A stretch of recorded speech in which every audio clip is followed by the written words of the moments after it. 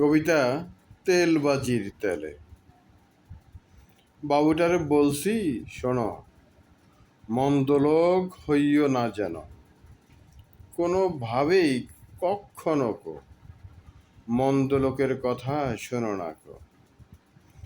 এই সমাজের অনেক চোর ভাব দেখিয়ে ভালো মানুষের, লোভের লাভের মন্দ আশায় মজা করে পা চাটে মন্দ লোকের। চাটুকারদের চাটুকারিতে